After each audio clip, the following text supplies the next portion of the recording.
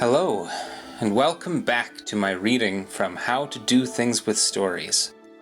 We're on to Chapter 4, Questions. Let's review the key concepts we've explored so far.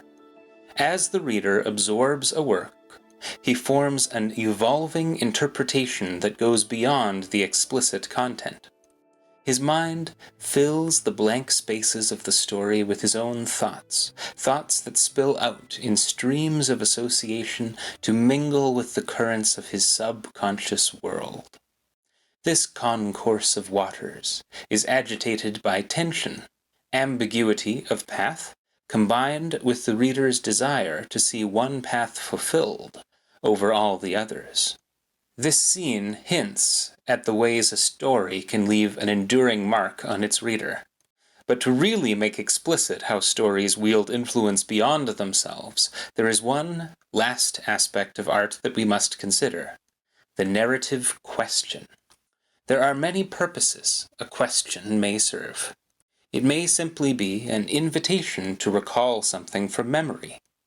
It may be a challenge, inviting us to connect information we already know in a way it has not been connected before. Some questions linger long after they are asked, even to the point of defining a person's life. The relationship of a story to its question is an interesting one. A story does not simply ask you a question, it puts it into the reader's mind. A good story makes you ask its most profound question. To understand how, recall from the previous chapter how every element of tension in a story depends on an unknown. When King Arthur sets out to find the Holy Grail, what is unknown is his ultimate fate, whether he will succeed or fail, whether the Grail is real or mere empty fable. This unknown at the center of Arthur's quest is an example of what is known as a dramatic question. Will they or won't they? Can the dashing highwayman make it out of this one? Who will win the coveted golden blueberry at the Sunny Valley bake sale? A dramatic question has two ingredients: an unknown outcome and a reader who wants to know what that outcome is. Over the course of a story, the reader usually sees their dramatic question answered. Even if it is not answered, the end of the story resolves the underlying tension.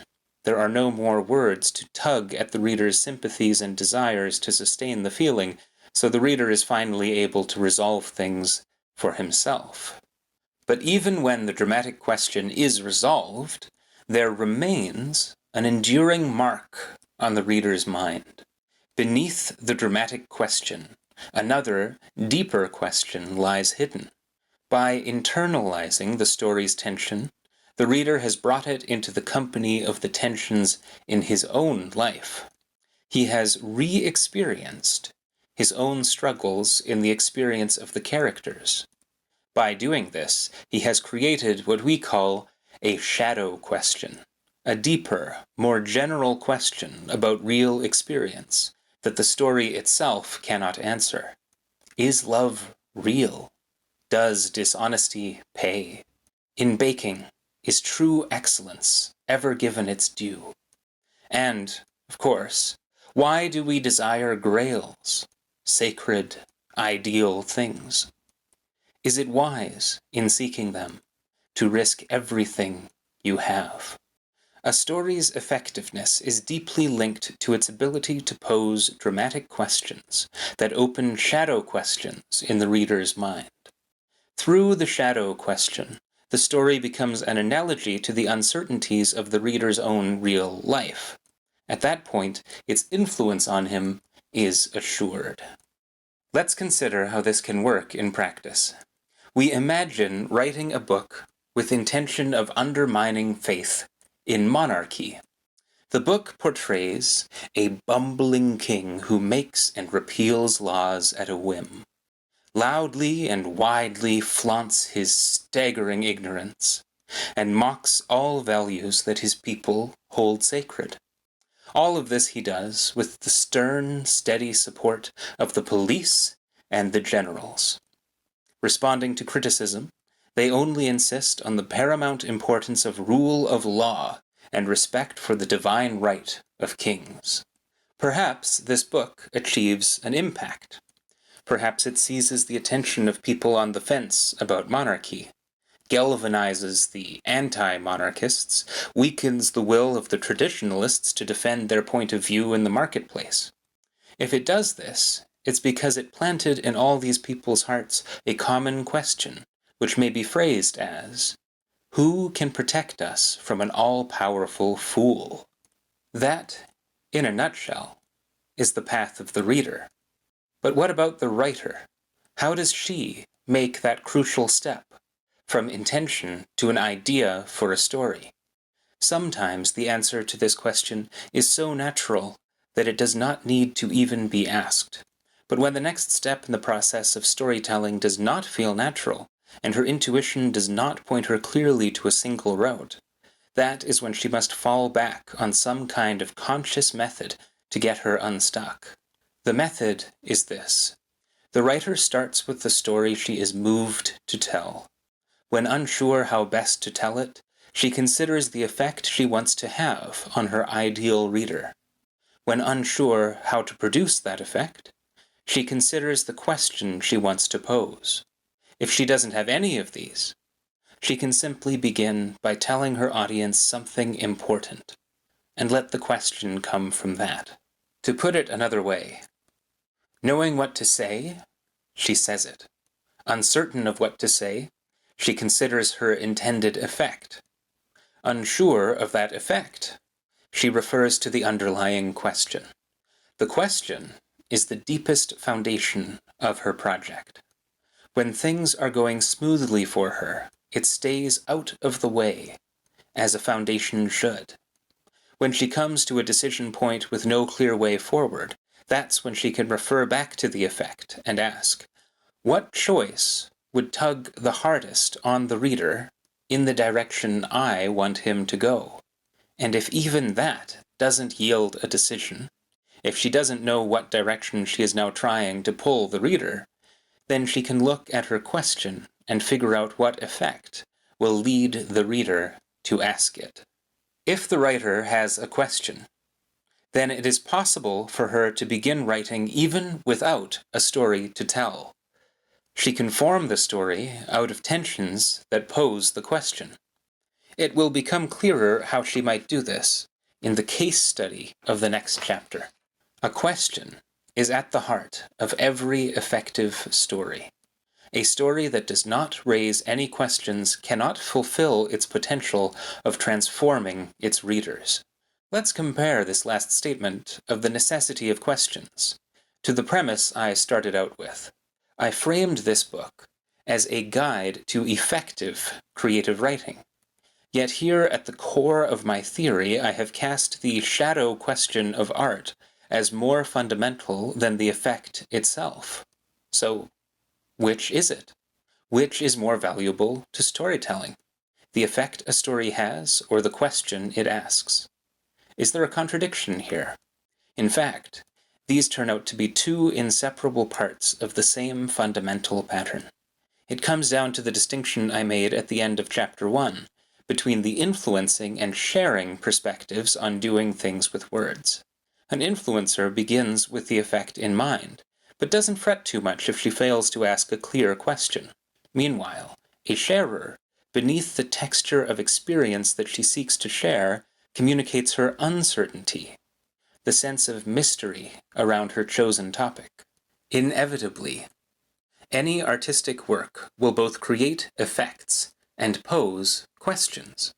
The reader who is moved will ask himself what happened. The reader who is compelled to ask a question will change in the pondering of that question. Hence, artists of the influencing and sharing temperament are not so different. Both, if successful, will create art that to some degree surprises and confounds their audience. What separates them is the emphasis of their respective goals. The first will seek to have a specific impact, the second to tell a specific truth. The distinction is still important because there is a kind of uncertainty principle at play here. If I am sure what effect I will have, for this certainty I must usually sacrifice certainty in what questions I will lead the reader to ask.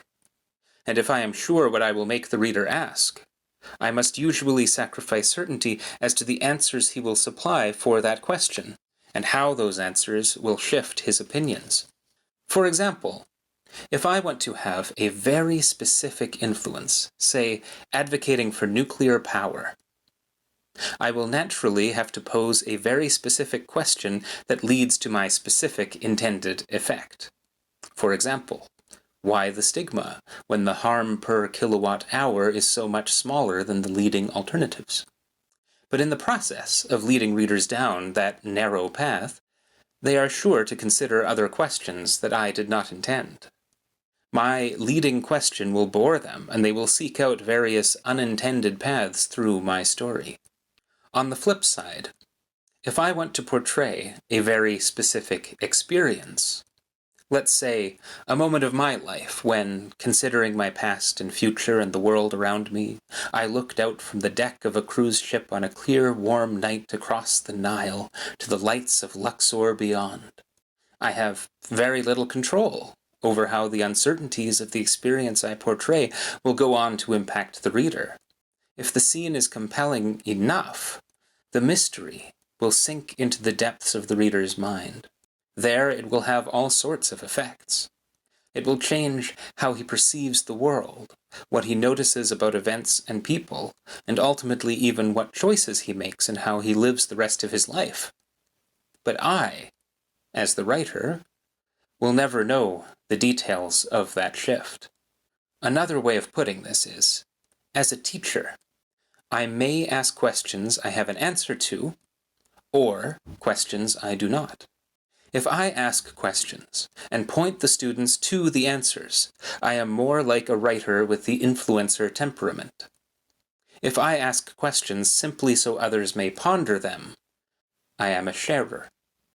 Which kind of certainty is more important depends on the goals and values of the writer. Of course, these may change in the process of writing. A writer wears many hats during the life cycle of a book, and at one stage she may be more interested in influencing readers than she is at another. The end result will bear marks of the writer's intention from every stage in the process. There is another dimension to storytelling that I have largely left out. Both influencing and sharing operate by offering questions but not the answers. This is writing by connotation. One can also write by denotation. In other words, one can just say it. One can provide the question and the answer, or even an answer without any mention of a question. I sympathize with the writer who would rather get the point across by just saying it. It is, after all, what humans invented language to do. And, in spite of the important role of connotation both in art and in casual communication, on matters of great importance, denotation is usually what we prefer. Consider the process we've laid out over these chapters. 1. Make the reader care. 2. Pose a dramatic question. 3. That then exposes a shadow question. 4. Answer the dramatic question. 5. Finally, influence the reader by inviting them to ponder the shadow question behind the dramatic question. This may sound like a daunting feat of psychological engineering.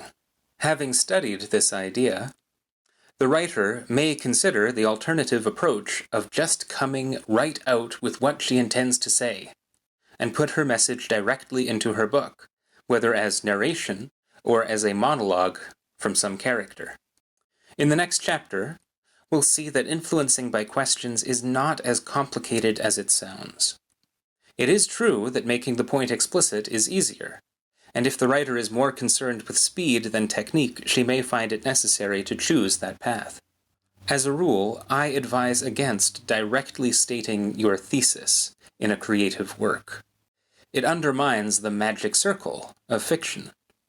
If the writer takes over a character with her own voice, The reader is forced either to interpret it as just another opinion, in which case the denotation fails, or to interpret the voice as coming from outside the fictional world.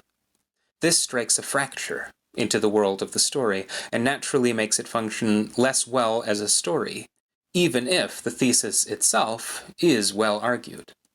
There are other genres, where straight denotation is much more welcome, including the genre of this very book. But in creative writing, frequent denotation too often becomes a crutch that prevents the writer from unlocking the full potential of her art, the potential her art has to transcend the limitations of everyday thinking. The ambiguity of fiction is a necessary part of its value to us. It releases us from the cage of what we think are our beliefs, taking us to a freer world where our minds can change their shape. I've been Matthias Martins. Thank you so much for joining me for this chapter of How to Do Things with Stories. Stay tuned for Chapter 5, the case study, where we put all of this into action.